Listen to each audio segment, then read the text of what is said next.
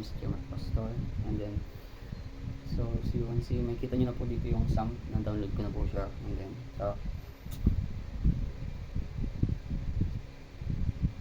okay na rin po yung composer niya, no?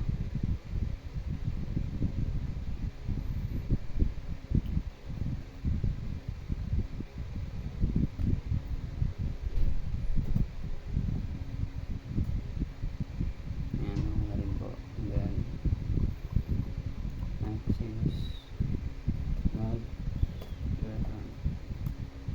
ito po, ayan.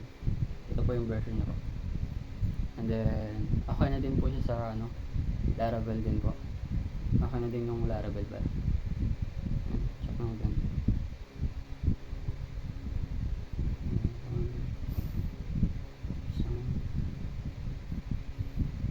Docs, right click, open terminal.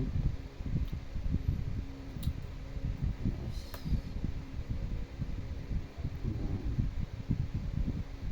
CD, Laravel, app, PHP, RP, SAM, server.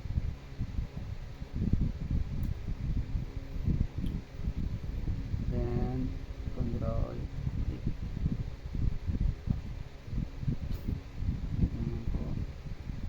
Ayan. So, ito po sir. Ako na po sa lahat. Ano lang po sir. Thank you.